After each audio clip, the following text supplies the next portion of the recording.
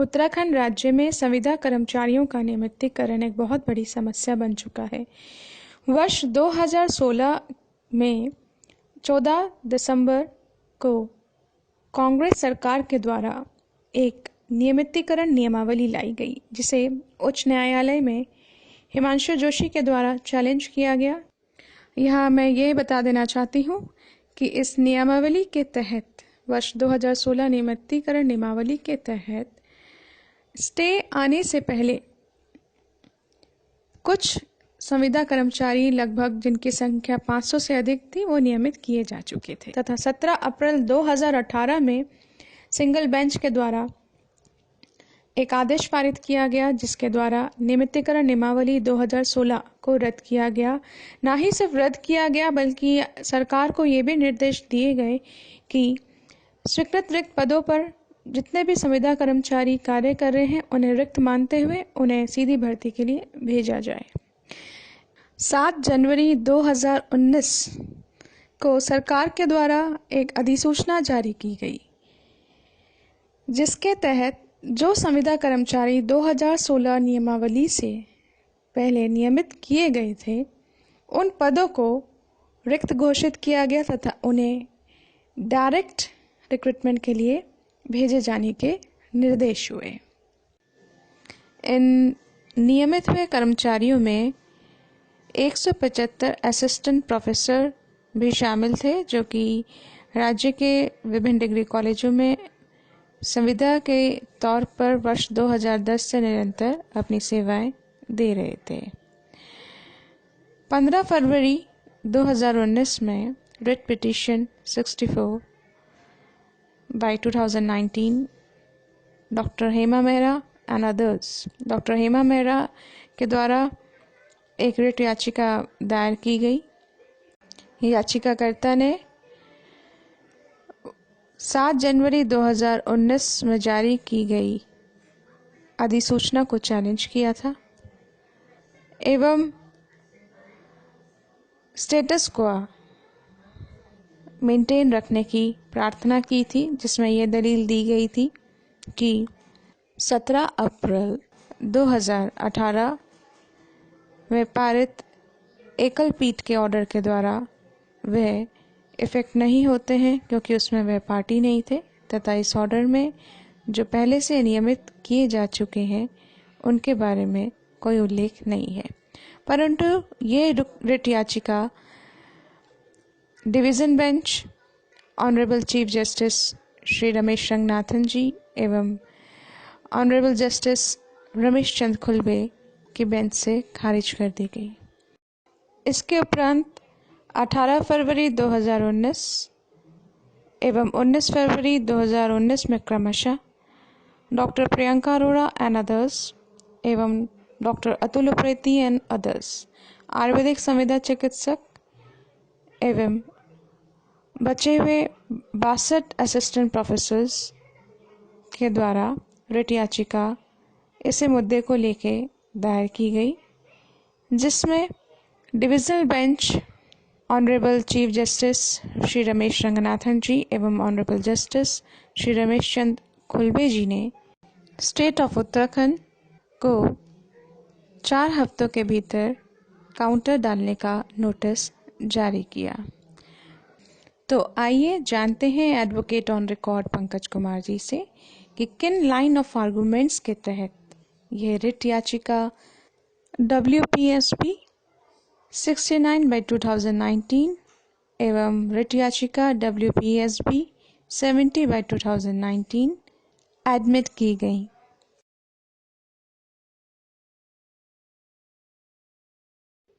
देखिए, जो नोटिफिकेशन 7 जनवरी 2019 का नोटिफिकेशन है, उसका आधार हिमांशु जोशी का जजमेंट है। ये बात समझने की सबसे पहली बात है।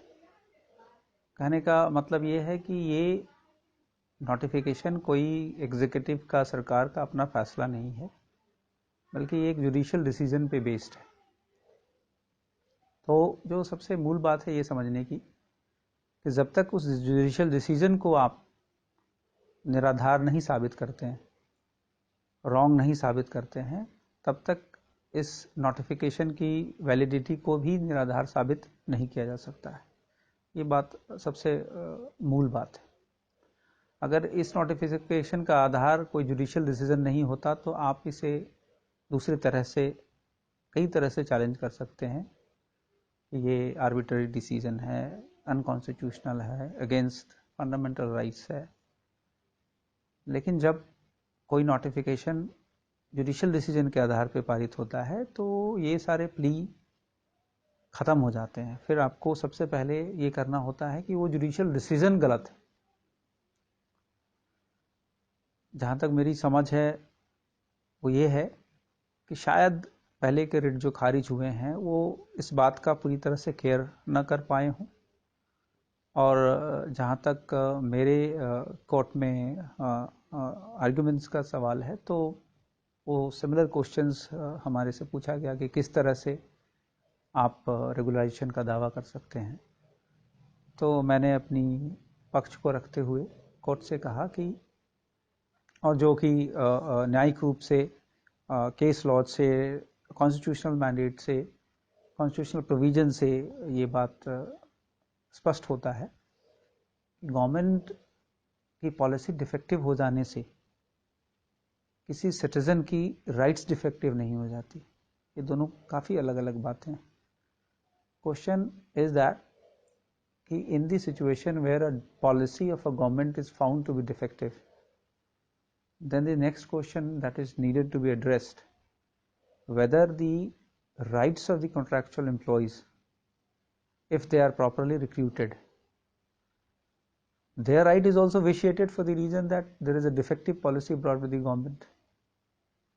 This is very thin line difference which needs to be understood in this matter. Policy, defective policy can be changed, new policy can be brought. There is no cap under Article 309 on the executive to bring a new policy. कहने का मतलब है कि 2016 policy defective है क्योंकि वे Uma Devi judgement के mandates के हिसाब से नहीं बनाई गई है, परंतु सरकार एक नई पॉलिसी ला करके जो नियमानुसार संविदा कर्मचारी भर्ती हुए हैं उनका नियमितीकरण दोबारा कर सकती है।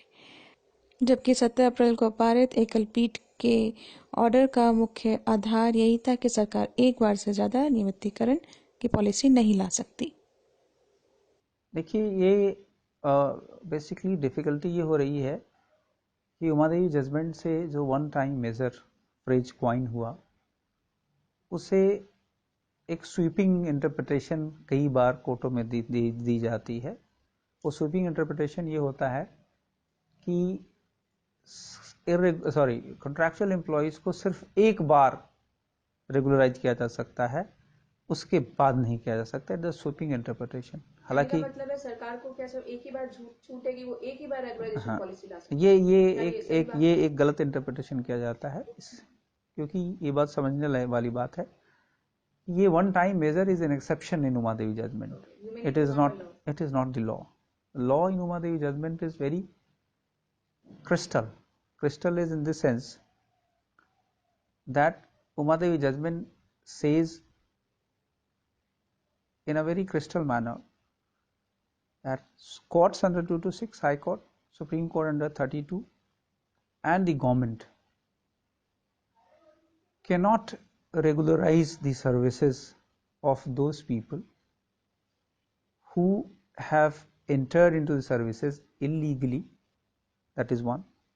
Then courts, Uma Devi judgment says that the government can regularize the services once, that is one time measure, under one time measure, of those people who have entered into the services and whose appointment can be termed as irregular. Court said that those people who have been appointed against sanctioned post and having minimum qualification but without open competition, they are irregular appointee, and they can be considered under one time measure if they have worked for more than 10 years and more than 10 years without intervention of the court. That is what said.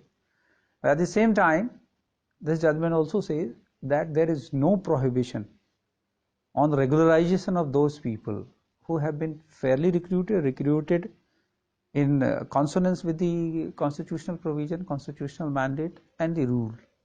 If somebody's appointment doesn't dehost the rule and constitutional mandate, they can be regularized by the court under 226 and 32, and they can also be regularized by the state under its power in 309. This is crystal clear.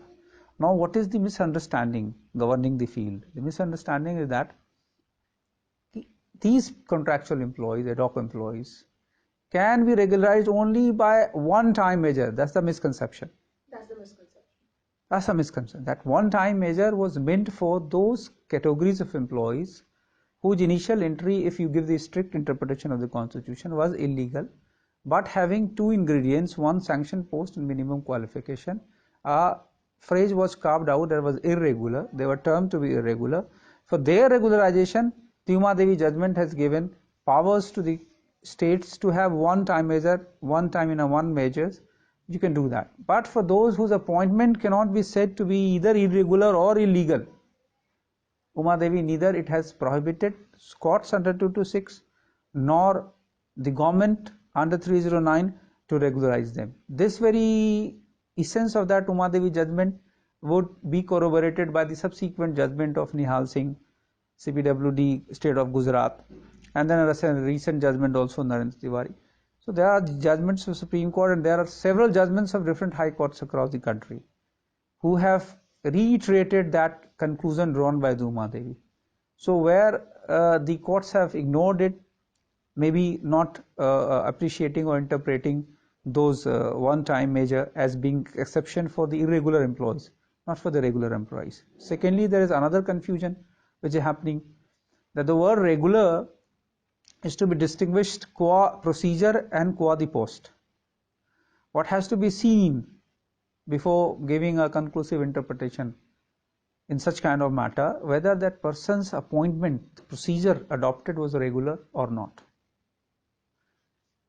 कहने का मतलब है कि regular word को misinterpret किया जा रहा है. उमा देवी जजमेंट में रेगुलर वर्ड क्वा procedure, the procedure is according to the rules or not, but yes. it's not like qua that the whether post, the post yes. is permanent exactly, or not. exactly. Okay.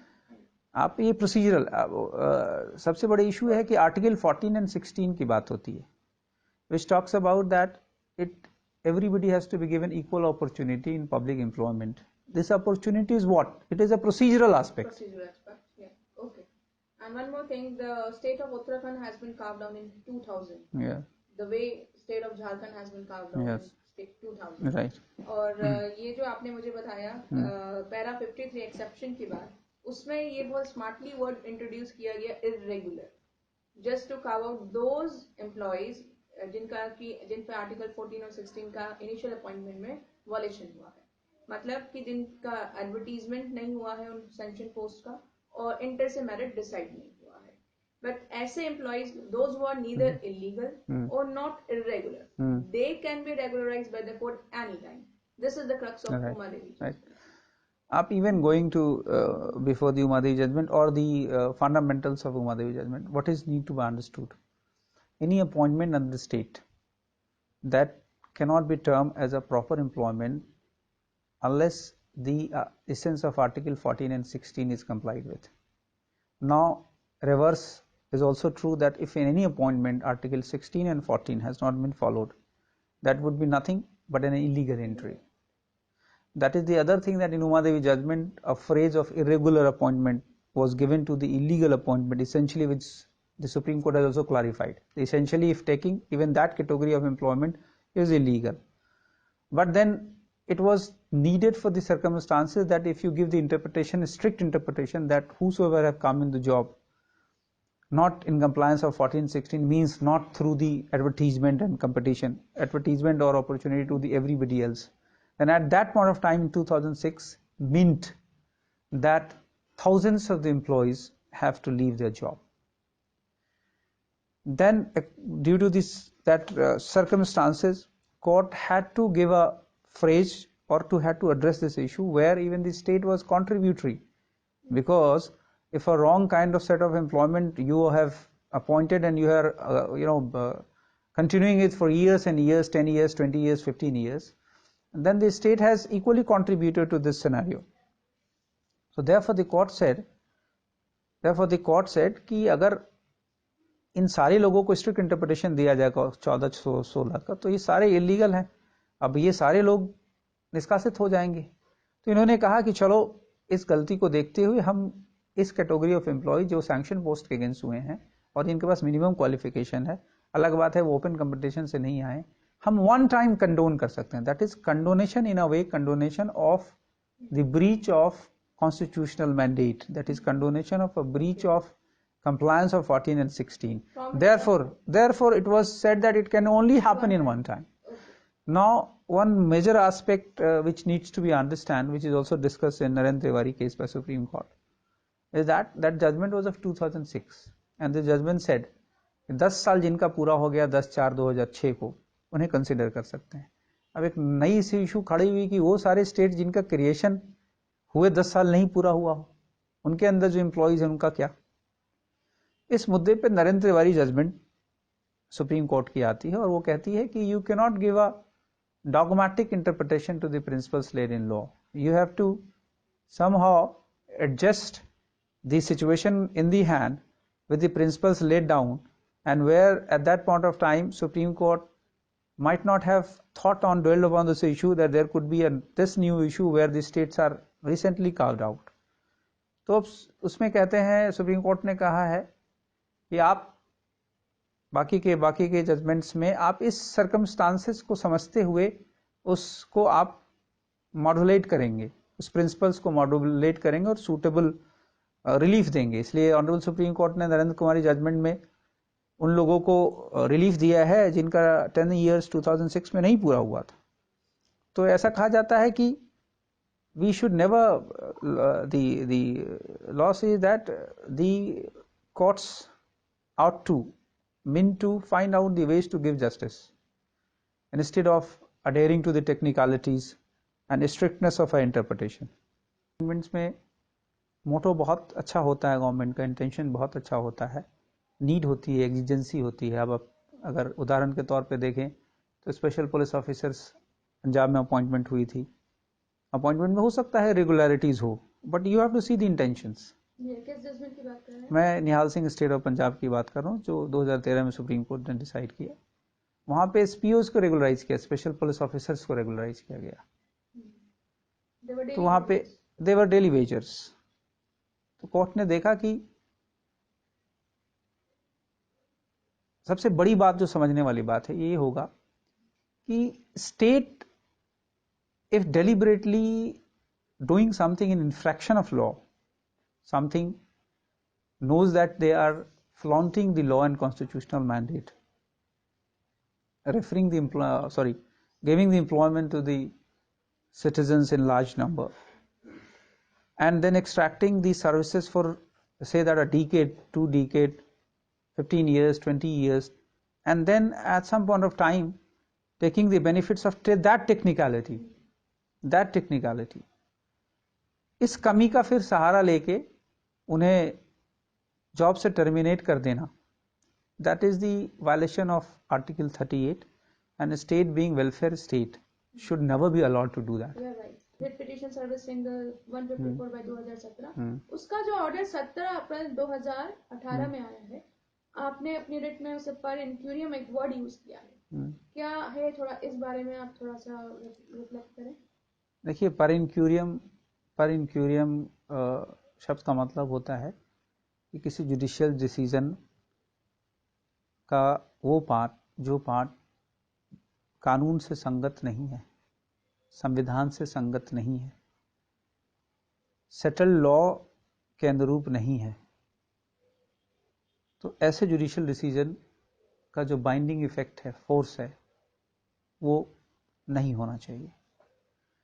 तो कोई भी judgement में अगर आप ये समझते हैं कि ये जजमेंट कानूनी रूप से संगत नहीं है,